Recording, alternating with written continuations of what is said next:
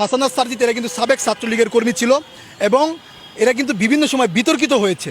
So বিতর্কিত একজন এখন সমন্বয়ক হিসাবে বিভিন্ন জায়গায় যাচ্ছে, আমাদের কোনো আপত্তি নেই। দেশ স্বাধীন হয়েছে, যার যার ব্যক্তিগত স্বাধীনতা আছে, কিন্তু এর মানে এই না যে সারজিৎ এরা প্রোগ্রামের কথা বলে এখন পর্যন্ত টিএসসিতে যে টাকা উঠেছে প্রায় 12,44,00,000 টাকা, এই টাকার হিসাব এখনও দেয় নাই কেন?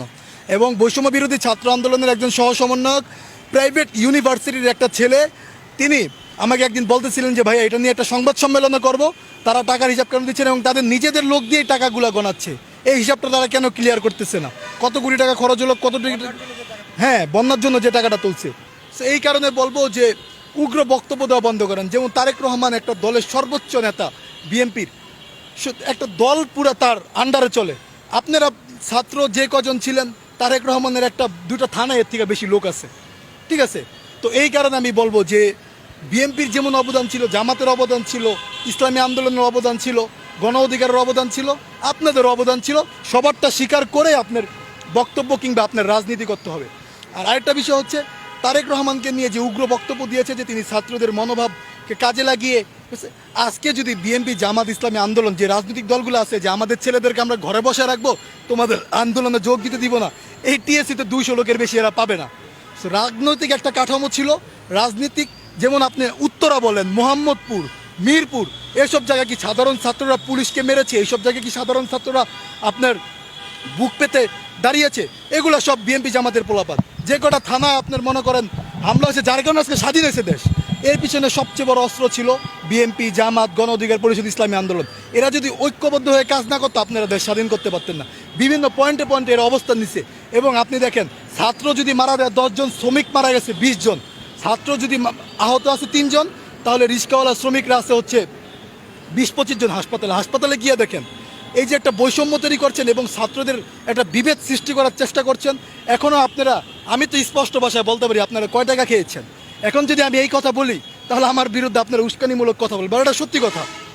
এখন আপনারা বলবেন আপনাকে ভাগ দেই নাই, এই কারণে আমার মাস ইনকাম আছে 5 থেকে 6 লাখ টাকা, আমি কেন আপনাদের কাছে ভাগ চেতে যাব? আমি তো স্টুডেন্ট না, আমি আপনাদের কাছে ভাগ চেতে আমার দরকার নেই। সো এই কারণে আমি বলি যে আপনাদের ভাগের দরকার নেই। আমার এমপি মন্ত্রী বসা দেয়, একটা এমপির বেতন 1,20,000 টাকা আছে, আমার প্রতি মাসের মাসিক ইনকামই আছে 6 লক্ষ টাকা। তো এই কারণে আমি বলবো যে এমপি মন্ত্রী, অনেকে হয়তো বলবেন যে ভাই আপনাকে কি ভাগ দেন, আপনি এমপি মন্ত্রী হন না, এই কারণে আপনি এই কথা বলেন। আমার এমপি মন্ত্রী হওয়ার দরকার নেই, এমপি মন্ত্রী ছাড়া যেই কাজ করছি এটাই আনাফ। আমি গতকালকে বলেছি যে আমি শহীদদের দায়িত্ব নিব, হাসপাতালগুলোতে যাব। কতটা দুঃখ নিয়ে এই কথা বলতে পারি, কারণ আমার কাছে স্পন্সর আছে, ব্যবসায়ীরা আছে, তারা আমাকে বলেছে যারা আহত হয়েছে এদের চিকিৎসার খরচ আমি দিব, তুমি শহীদ এবং যারা আহত হয়েছে এদের একটা লিস্ট বের করো। আমি এটার প্রক্রিয়া চালাচ্ছি। কিন্তু হাসানাত সারজিৎ এরা ওই হাসপাতালে যায় একটা ছবি তুলে, অথচ আমার পুরো ফেসবুক গাইডে একটা ছবি পাবেন, অথচ আমি কিন্তু কাজ করতেছি, আমার এত ছবি তোলার দরকার নেই। এরা অসুস্থ ভাই, এই মানুষগুলোর সাথে কেন আপনি রাজনীতি করবেন? হাসানাত গেলে 20টা মিডিয়া ঢুকতেছে, সারজিৎ গেলে 20টা মিডিয়া ঢুকতেছে, ভিডিও করতেছে, বাস এনাফ, তোমাদের দায়িত্ব নিচ্ছি। কজনের দায়িত্ব নিচ্ছে? হাসপাতাল ঢাকা মেডিকেলে যান, এখন আমার অসংখ্য ভাইরা নিহত আহত হয়ে পড়ে আছে। সো এই কারণে আমি বলবো এই বৈষম্য দূর করেন, এই টাকার হিসাব আমাদেরকে কড়াই গন্ডায় আপনাদের দিতে হবে। টাকার হিসাব যদি না দেন তাহলে আপনাদের বিরুদ্ধে আমরা ব্যবস্থা নিতে বাধ্য হব। আপনারা মনে রাখবেন যে আপনারা মাত্র 3-4 জন সমন্বয়ক আছেন, আমরা কিন্তু হাজার হাজার জনতা এখনও আমরা চাইলে ওই প্ল্যাটফর্ম তৈরি করতে পারি। আর আপনারা যদি মনে করেন সারজিৎ হাসানাতের টাকা বাংলাদেশের মানুষ নামছে, গোড়ার ডিম কচু, একদম কচু। সারজিৎ হাসানাতের কথা বাংলাদেশের মানুষ নামে নেই, প্রত্যেকটা মহল্লার লোকের কারণে মানুষ নামছে, নিজের অধিকার চাওয়ার জন্য মানুষ নামছে, আপনাদের ডাকে নামে নেই।